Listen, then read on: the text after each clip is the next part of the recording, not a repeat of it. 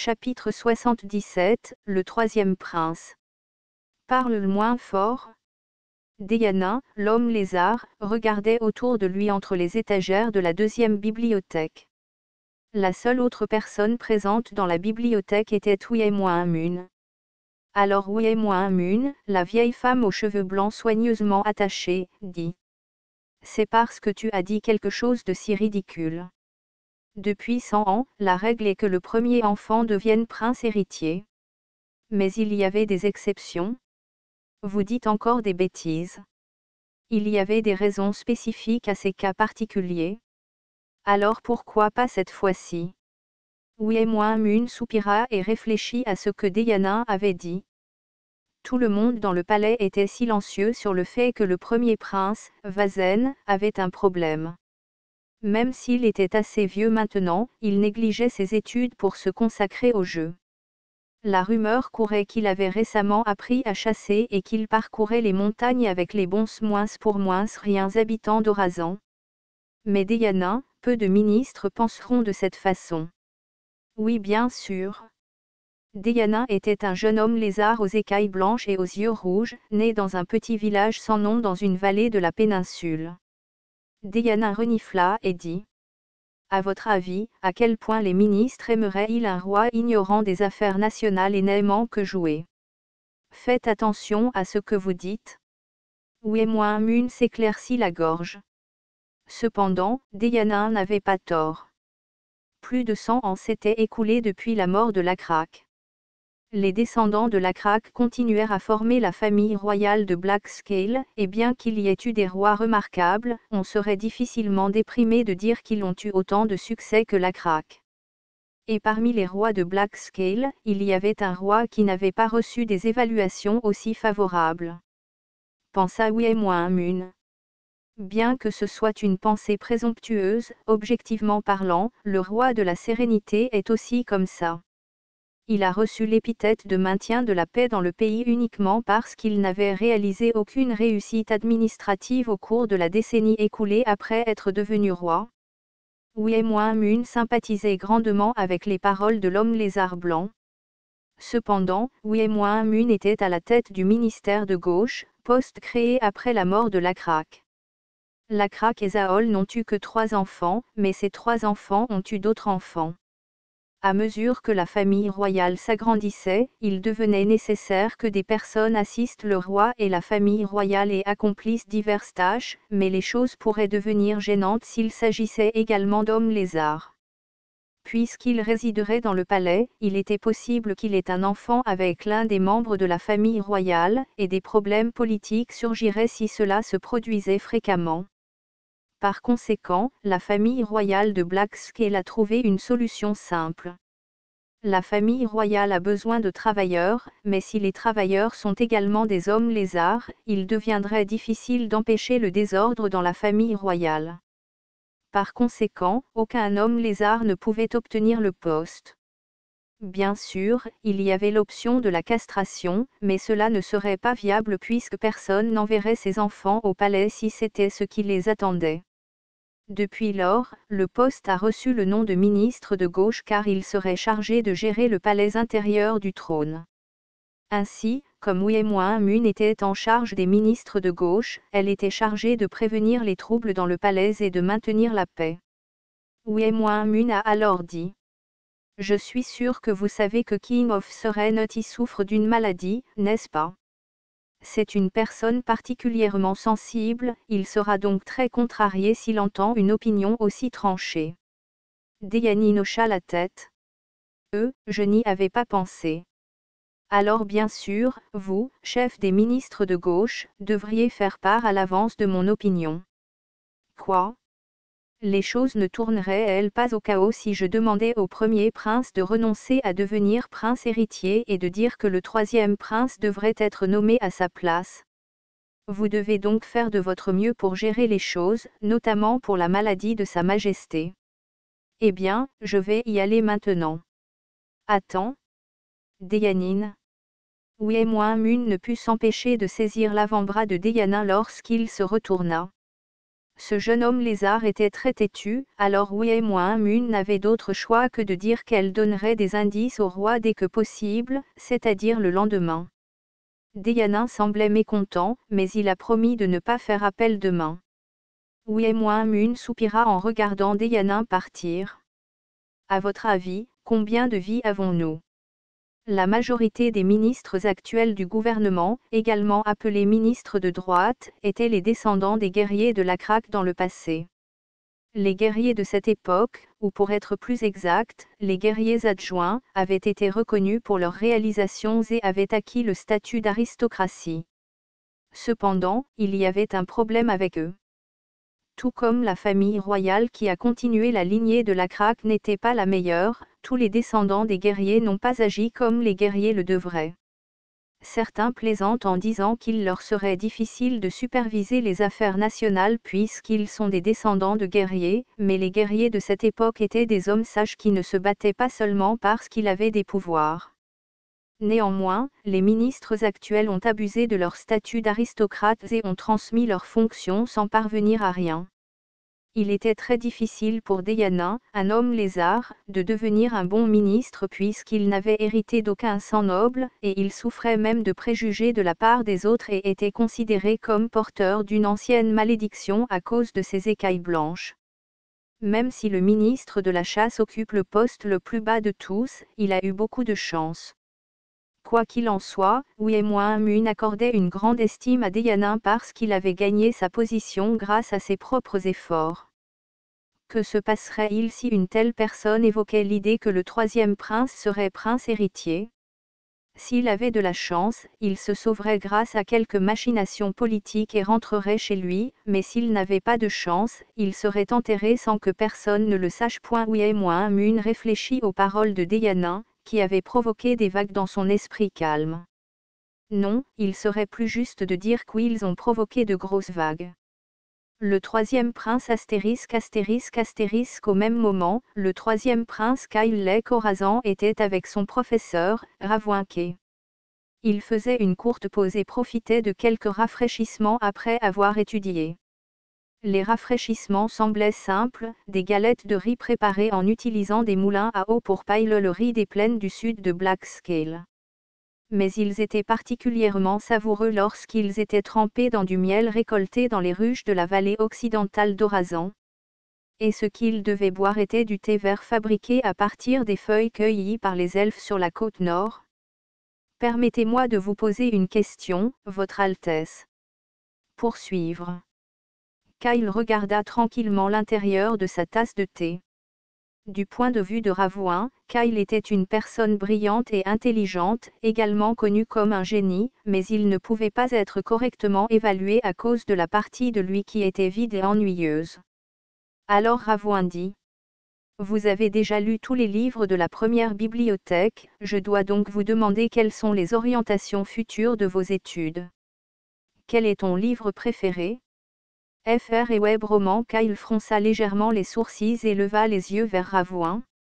C'est difficile de répondre car il y a tellement de livres que j'aime. Puis-je n'en choisir qu'une? Non, vous pouvez répondre avec votre cœur. Cependant, je souhaite également que vous me disiez brièvement pourquoi vous aimez le livre. Kyle hocha la tête comme si ce n'était pas une chose difficile à faire. Premièrement, le carnet de voyage de Monsieur Owen est très intéressant puisqu'il parle de nombreuses espèces et de terres que je n'ai pas pu visiter. Ravouin eut un sourire ironique. C'était un livre qu'aucun enfant ne détesterait.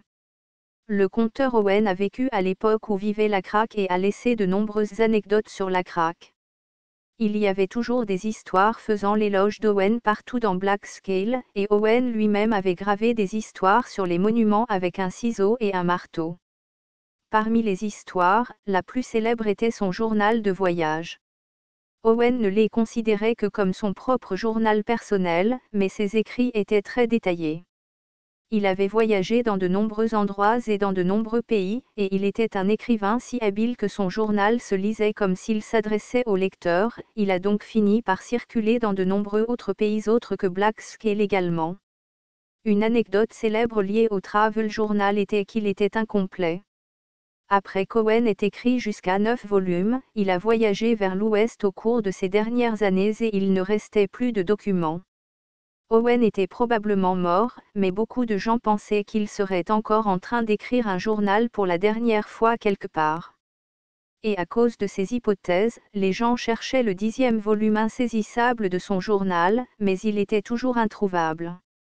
Comme prévu, il agit parfois selon son âge. Cependant, les mots suivants de Kyle ont brisé les attentes de Ravouin. Et j'aime aussi les théories de l'algèbre de Madame Zahol et la conception architecturale d'Horazan. Qu'est-ce qui ne va pas? Rien. Continue. Madame, les livres de Zahol donnent le plaisir de donner un sens au principe, mais j'ai aussi pu ressentir la chaleur de sa considération envers les autres. Considération. Oui, ai-je mal jugé? Non. Zahol était la compagne de Lacraque, elle était donc également connue comme la reine, mais aux érudits, elle a laissé une forte impression en tant que mathématicienne et architecte. Son côté mathématicien était visible dans l'un de ses livres, Algebra Series. Ce que Ravouin a trouvé le plus intéressant, c'était la conception architecturale d'Horazan, écrite par Zahol en tant qu'architecte. Zahol avait supervisé la construction des 4 roues hydrauliques chez Automation. Elle a ensuite surmonté le grand défi de construire la capitale de Blackscale. Dans ses créations, le palais et la taille des rivières n'étaient pas les seuls éléments pris en compte, mais aussi le confort des habitants d'Horazan. Cependant, dans le livre Horazan's Architectural Design, seules les valeurs numériques et les plans étaient présentés. Il serait très difficile de comprendre le cœur de l'architecte simplement en regardant des chiffres et des lignes droites. Kyle a continué à dire. Oh, j'aime aussi Moral, qui a été écrit par votre ancêtre, Monsieur Kesle. C'est un honneur. Comment en es-tu arrivé à aimer celui-là? C'est difficile à expliquer. Ce n'est pas grave, n'hésitez pas à prendre votre temps. Kesle's Moral n'était pas nécessairement un livre qui détaillait de nombreuses pensées de Kesle. Il s'agissait plutôt d'un livre contenant ses observations sur Lacraque et les conversations qu'il avait eues. Kyle hocha la tête et commença à dire en regardant la cour. Vous êtes puni si vous prenez les affaires de quelqu'un d'autre, n'est-ce pas? Oui. C'est pour cela qu'il y a des lois. Cependant, il y a de mauvaises choses qui ne sont pas non plus punies par la loi. Pouvez-vous me donner un exemple? C'est comme dire quelque chose de méchant. Ravouin hocha la tête. Kyle a continué à dire. Ce n'est pas parce que vous dites quelque chose de méchant que quelqu'un vous punira en disant que vous avez enfreint la loi. Cependant, les gens ne se contentent pas de dire des choses haineuses. Même si exprimer toutes ces émotions de cette façon peut faire du bien, tout le monde n'est pas comme ça. Pourquoi est-ce si? Parce qu'entendre quelque chose de méchant fait du mal. Les gens qui ne disent pas de choses haineuses sont des gens qui savent ce que ça fait de les entendre. Ainsi, dans le livre moral, il est dit que les gens ne devraient pas dire des choses haineuses. Même s'il est toujours dit que le roi Lacraque était comme ça aussi. Mais en tout cas, c'est ce que j'aime dans ce livre. Si je n'avais pas lu ce livre, j'aurais probablement aussi souvent dit des choses haineuses aux autres et pensé que cela n'avait pas d'importance. Rara, pas question. Ravouin trouvait intéressant que le jeune Kyle comprenne l'éthique. L'éthique était négligée dans l'éducation reçue par les rois, mais elle pouvait être considérée comme la leçon la plus importante. Sans aucune norme éthique et morale, les rois agiraient selon leurs humeurs, ce qui pourrait être le raccourci vers la perte du pays. Lacraque, celui que mon ancêtre Kesle servait, suivait les conseils du merveilleux ciel nocturne, donc bien sûr, il serait la manifestation de l'éthique. En fait, Lacraque était également connu comme l'apôtre du ciel nocturne. Peut-être que Night Sky avait simplement envoyé son propre apôtre dans le monde sous l'apparence d'un homme lézard. Quelque temps après, Kyle énuméra les raisons pour lesquelles il aimait les autres livres tels que Ures Battle in the Plain, ainsi que Night Sky de Séranmuel, qui pouvait être considéré comme un livre de théologie. Et parmi les quelques livres écrits par Lacraque, Kyle a mentionné The Way to Read the Sky, qui était un livre d'astronomie. Ravouin était satisfait de l'historique des lectures de Kyle, mais en même temps il se sentait désolé pour lui. C'était une bonne chose que Kyle, le prince, aime étudier. Mais Kyle était le troisième prince, pas le premier. C'est regrettable. Bien sûr, toutes ces connaissances seraient utiles plus tard, mais Ravouin secoua la tête pour se débarrasser des pensées insignifiantes. Au lieu de cela, il réfléchit à la manière dont il pourrait enseigner de nouvelles connaissances à Kyle. À ce rythme-là, je ne pourrais même pas être son professeur puisque le prince en sait déjà plus que moi dans certains domaines. De toute façon, les inquiétudes concernant la famille royale ne le concernaient pas. En tant qu'enseignant, il avait simplement besoin d'enseigner à Kyle. Kyle, qui bavardait, se tut soudain. Ravouin pensait qu'il était impossible que Kyle ait déjà fini, alors il regarda Kyle. Kyle a alors dit. Professeur Ravouin. Oui. Qu'est-ce que c'est? Je vous ai donné beaucoup de réponses aujourd'hui, donc je devrais également être autorisé à vous poser des questions qui m'intéressent, n'est-ce pas? Bien sûr. Je vous ai dit que vous pouviez librement poser des questions quand il s'agissait d'étudier, n'est-ce pas? Kyle sourit timidement. Eh bien, ce n'est pas lié aux études. Cela peut peut-être être lié d'une manière ou d'une autre, mais je n'en suis pas sûr car j'ai peu de connaissances. C'est drôle que tu ne sois pas sûr de quelque chose pour une fois. Dis-moi ce que c'est. Kyle regarda Ravouin dans les yeux et demanda. Pensez-vous que je pourrais devenir roi? Ravouin cracha le thé qu'il buvait. Heureusement, il l'a craché vers la cour, pas au visage de Kyle. Un terme utilisé dans l'histoire de Joson qui est utilisé différemment que dans l'histoire. Dans l'histoire, ce terme désigne les personnes qui gèrent les affaires du palais. Dans le même contexte que le terme ministre de gauche, ce terme fait référence aux personnes qui gèrent les affaires nationales dans le récit.